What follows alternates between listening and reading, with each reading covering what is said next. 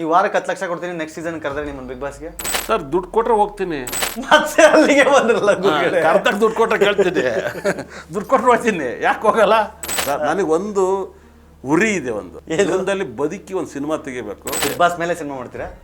ಅದನ್ನ ಮಾಡಿ super duper hit ಆಗುತ್ತೆ ಸರ್. ನಾನೊಬ್ಬ ರೈತ ಸರ್, ನಾವು ದನನ ಅನ್ನೋಕ್ಕಾಗಲ್ಲ, ಹೇ ಅಂತೀವಿ, ಅದು ಸೌಂಡ್ ಕೇಳಬಹುದು ಸರ್, ಅದು ಒಂದೇ ವಾಯ್ಸ್. ಅದು ಎಲ್ಲರೂ ದುಡ್ಡಲ್ಲ ನೋಡಿ. KGF ಪಿಕ್ಚರ್ ಫೇಮಸ್ ಆಯ್ತು, ಅದು ದುಡ್ಡು ತಗೊಂಡು ಫೇಮಸ್ ಆಯ್ತು. ಅದ್ರ ಅಪ್ಪನಂತ ವಿಡಿಯೋಗಳೆಲ್ಲ ಫೇಮಸ್ ಆಯ್ತು, ಮುತ್ತು ಕೊಡೋಲ್ಲ ಸಾವಿರವಾಗಿರ್ತವೆ. ಹಂಗಂತ ಬೇರೆ ಮುತ್ತು ಕೊಡ್ತೀನಿ ವಿಡಿಯೋ ಕೊಡೋದು ಚಪ್ಪಲೆ ಬಿಚ್ಕ ಹೊಡಿತಾರೆ. ಹೌದು ಸ್ವಾಮಿ. ನಿಮ್ಮ ಪ್ರಕಾರ ಬಿಗ್ ಬಾಸ್ಗೆ ಹೋಗೋರಿಗೆ ಏನು ಸಜೆಷನ್ ಏನು ನಿಮ್ದು? ಈಗ ಯಾರು ನೆಕ್ಸ್ಟ್ ಇಯರ್ ಹೋಗ್ಬೇಕು ಅಂತಿದ್ದಾನಪ್ಪ? ನಾನು ನೋಡಿ ಸರ್, ಈ ಪ್ರಪಂಚದಲ್ಲಿ ನನ್ನ ಅನಿಸಿಕೆಯನ್ನು ಹೇಳ್ತಾ ಇದ್ದೀನಿ, ಅದು ನಾನು ಹೇಳೋಕ್ಕಾಗಲ್ಲ. ನೀವೇನಾದ್ರು ಹೇಳ್ತೀನಿ ಅಂದ್ಬಿಟ್ಟು ಅದನ್ನ ನಾನು ಹೇಳಕ್ಕಾಗಲ್ಲ ಸರ್. ಇವಾಗ ನಾವೆಲ್ಲ ಇಷ್ಟೆಲ್ಲ ಮಾತಾಡ್ತೀವಲ್ಲ, ಇದನ್ನ ಯಾರು ಬೇಕಾದ್ರೆ ತಗೊಂಡು ಬಳಸ್ಕೊಳ್ಳೋದು ಬೇರೆ. ಆರ್ಯವ್ರದನ್ನ ಹೇಳ್ತಾರೆ, ಇಷ್ಟೆಲ್ಲ ಕಷ್ಟ ಇದೆ, ದುಡ್ಡು ನಮ್ಗೆ ಇಷ್ಟು ದುಡ್ಡು ಕೊಡಿ ಸರ್. ನನ್ನಂತವ್ರು ಕೇಳಿದ್ರೆ ಹೇಳ್ತಾರಲ್ಲ, ನಾನು ಹೇಳ್ತೀನಿಲ್ಲ, ಹೋಗ್ರಿ, ಒಳ್ಳೇದು. ಏನಕ್ಕೆ ಒಳ್ಳೇದು? ಹೋಗ್ರಿ, ಪಾಪ್ಯುಲಾರಿಟಿ ಸಿಗುತ್ತೆ, ಅದರಿಂದ ಬಿಸ್ನೆಸ್ ಕನ್ವರ್ಟ್ ಆಗುತ್ತಾ? ಎಲ್ಲರೂ ದುಡ್ಡಲ್ಲ ನೋಡಿ. KGF ಪಿಕ್ಚರ್ ಫೇಮಸ್ ಆಯ್ತು, ಅದು ದುಡ್ಡು ತಗೊಂಡು ಫೇಮಸ್ ಆಯಿತು. ಥಿಯೇಟ್ರಿಗೆ ಜನ ಬಂದರು, ಕನ್ವಿಟ್ ಆಯಿತು, ದುಡ್ಡಾಯಿತು. ಅಲ್ಲಿ ಬರೀ ಕಲರಲ್ಲಿ ನೋಡ್ಬಿಟ್ರೆ ಸರ್, ಅದೇನಾದ್ರ ಅದ್ರ ಅಪ್ಪನಂತ ವೀಡಿಯೋಗಳೆಲ್ಲ ಫೇಮಸ್ ಆಯ್ತು, ಮುತ್ತು ಕೊಡೋಲ್ಲ ಸಾವಿರವಾಗಿರ್ತವೆ. ಹಂಗಂತ ಬೇರೆ ಮುತ್ತು ಕೊಡ್ತೀನಿ ವಿಡಿಯೋ ಕೊಡೋದು ಚಪ್ಪಲೆ ಬಿಚ್ಕ ಹೊಡಿತಾರೆ. 35 ಲಕ್ಷ 45 ಲಕ್ಷ ವ್ಯೂವರ್ಸ್ ಹೋಗಿರ್ತಾರೆ. 35 ಅಲ್ಲ, ಮಿಲಿಯನ್ ಅಲ್ಲ, ಯಾವ ಇವೆಲ್ಲ ಸಾವಿರ ಭಾಳ ವಿಲ್ಲನ್ ಇರುತ್ತೆ ಮುತ್ತು ಕೊಡೋದು. ನಾನು ಮುತ್ತು ಕೊಟ್ಟು ಫೇಮಸ್, ಇನ್ನೊಂದು ಮುತ್ತು ಕೊಡ್ತೀನಿ ಹೊಡಿತಾರೆ. ದುಡ್ಡಿಗೆ ಕನ್ವರ್ಟ್ ಆಗಬೇಕು, ಆ ಥರ ಏನಾರು ಯೋಚನೆ ಮಾಡಬೇಕು.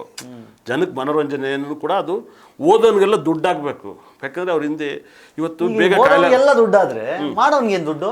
ಮಾಡೋನು ಜಾಸ್ತಿ ತಿಂತವ್ರು ಅಂತ ನಾನು ಹೇಳ್ತಾ ಇದ್ದಂಗಾರೆ. ಲಾಭ ಇಲ್ಲ, ಯಾರು ಬಿಸ್ನೆಸ್ ಮಾಡ್ತಾರೆ ಸರ್? ಓವರ್ ಲಾಭಕ್ಕಿಂತಲೂ ಗುಳು ಅನ್ನೋದಕ್ಕಿಂತಲೂ ಭಾಳ ವ್ಯತ್ಯಾಸ ಇದ್ದಾವೆ. ಗುಳು ಅನ್ಕಂಡು ಎಷ್ಟೋ ಜನ ನನ್ನ ಹತ್ರ ಹೇಳ್ಕೊಂಡಿದ್ದಾರೆ ಆ ನೋವನ್ನು. ನನ್ನ ಹತ್ರ ಗುಳು ಅನ್ನೋರು ತುಂಬ ಜನ ಹೇಳಿದ್ದಾರೆ. ಅವ್ರ ಹೆಸರನ್ನೆಲ್ಲ ನಾನು ಹೇಳ್ಕೊಂಡು ನನಗೆ ಫೇಮಸ್ ಆಗಬೇಕಾಗಿಲ್ಲ 100%.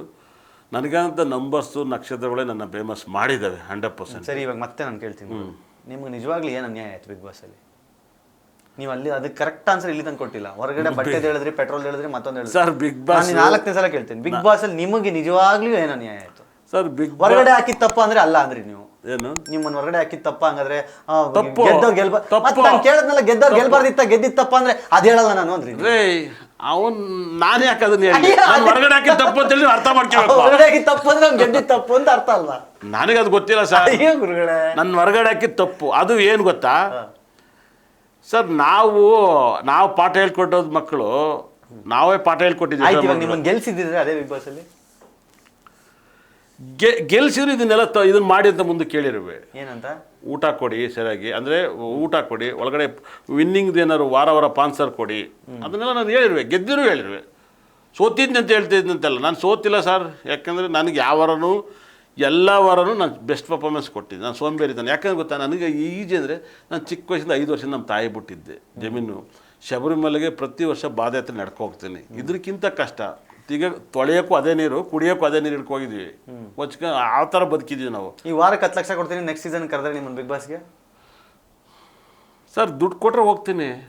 ಮತ್ತೆ ಅಲ್ಲಿಗೆ ಬಂದ್ರಲ್ಲ, ಕರ್ದಾಗ ದುಡ್ಡು ಕೊಟ್ರೆ ಕೇಳ್ತೀನಿ, ದುಡ್ಡು ಕೊಟ್ರೆ ಹೋಗ್ತೀನಿ, ಯಾಕೆ ಹೋಗಲ್ಲ? ದುಡ್ಡು ಕೊಟ್ರೆ ಹೋಗ್ತೀನಿ, ನಾನು ಹೋಗಲ್ಲ ಅಂತ ಹೇಳಲ್ಲ ಸರ್. ದುಡ್ಡು ಕೊಟ್ರೆ ಹೋಗ್ತೀನಿ ಸರ್. ಹೊರಗಡೆ ನಾವು ಹಿಂಗೆ ಮಾತಾಡ್ತಿದ್ದೀವಿ ಅನ್ನೋದಕ್ಕೆ ನಮ್ಮನ್ನು ಕರೆಯೋದಲ್ವಾ? ಮತ್ತೆ ನಾವು ನೀವು ಕರೀಲಿದ್ದಲೇ ಮಾತಾಡ್ತಾ ಇದ್ದೀರಾ? ಆ ಥರ ಏನಿಲ್ಲ, ನನಗದಕ್ಕೂ ಸಂಬಂಧ ಇಲ್ಲ ಸರ್. ನನಗೊಂದು ಉರಿ ಇದೆ, ಒಂದು ಜೀವನದಲ್ಲಿ ಬದುಕಿ ಒಂದು ಸಿನಿಮಾ ತೆಗಿಬೇಕು, ಉರಿಸ್ಬೇಕು ಅಂತ ಒಂದು ಉರಿ ಇದೆ. ಬಿಗ್ ಬಾಸ್ ಮೇಲೆ ಸಿನಿಮಾ ಮಾಡ್ತೀರಾ? ಅದನ್ನ ಮಾಡಿ ಸೂಪರ್ ಡೂಪರ್ ಹಿಟ್ ಆಗುತ್ತೆ, ಸೂಪರ್ ಡೂಪರ್ ಹಿಟ್ ಆಗುತ್ತೆ. ಅಲ್ಲ ಏನು ಎಲ್ಲದ್ರ ಮೇಲೆ ತೆಗಿತಾರೆ, ಅದನ್ನು ತೆಗೆದು ಸೂಪರ್ ಡೂಪರ್ ಹಿಟ್ ಆಗುತ್ತೆ. ಹಾಗೆ ಆಗುತ್ತೆ. ಅಲ್ಲ, ಈಗ ಬಿಗ್ ಬಾಸ್ ಅಲ್ಲಿ ಇಷ್ಟು ಸೀಸನ್ ಬಂದಿರಲ್ಲ, ಯಾರು ಹಂಗೆ ಬಿಗ್ ಬಾಸ್ ಅಗೇನ್ಸ್ಟ್ ಆಗಿ ನೇರ ಕಡಾಖಂಡಿತವಾಗಿ ನಾನು ಎಗೇನ್ಸ್ಟ್ ಆಗಿ ಮಾತಾಡ್ತಾ ಇಲ್ಲ, ಇರೋದು ಹೇಳ್ತಾ ಇದ್ದೀನಿ. ನೀವು ಯಾಕೆ ಸರ್? ನಾನೊಬ್ಬ ರೈತ ಸರ್, ನಾವು ದನನ ಅನ್ನೋಕ್ಕಾಗಲ್ಲ, ಹೇ ಅಂತೀವಿ, ಅದು ಸೌಂಡ್ ಕೇಳಬಹುದು ಸರ್, ಅದು ಒಂದೇ ವಾಯ್ಸ್. ಅದಕ್ಕೋಸ್ಕರ ವ್ಯತ್ಯಾಸ ಇದೆ. ನಾವು ಅದನ್ನ ಸರ್, ನನಗೆ ಗೊತ್ತಿರೋದನ್ನ ನಾನು ಯಾವತ್ತೂ ಕೂಡ, ನಾನು ಯಾವಾಗಲೂ ಪ್ರಕೃತಿ ಮೇಲೆ, ನನಗೆ ವಿಲ್ಲನ್ ಮೇಲೆ ನನಗೆ ಯಾರು ಶತ್ರುಗಳೇ. ನಾನು 5ನೇ ತಾರೀಕು ಕೊಟ್ಟಿರೋದು. ನಾವು ಹಂಗೆಲ್ಲ ಯಾರೂ ಶತ್ರು ಮಾಡ್ಕೊಳಕ್ಕಿಲ್ಲ. ನಮಗೆ ಶತ್ರುಗಳೇ ಕಮ್ಮಿ 5ನೇ ತಾರೀಕುವರೆಗೆ. ಹಾಗಾಗಿ ನನಗೆ ಶತ್ರುಗಳು ಯಾರು ಇಲ್ಲ 100%. ಆ ಥರ ಅನಿಸಿತೆ. ನನಗೇನೋ ನನಗೆ ಅನ್ಯಾಯ ಆಯ್ತು ಅಂತ ಹೇಳಬಲ್ಲೆ.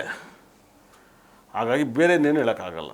ಅದು ಜನತೆಗೂ ಗೊತ್ತು, ಅನ್ನೇ ಮಾಡಿದವ್ರಿಗೂ ಗೊತ್ತು. ನನ್ನ ಶಾಪ ನಿಮ್ಮನ್ನು ಬಿಡಲ್ಲ ತೊಟ್ಟುತ್ತೆ ಅಂತಲೂ ನಾನು ಹೇಳಿದ್ದೆ. ಆ ಮಾತು ನಿಜನೂ ಆಗಿದೆ. Beat plus Karnataka.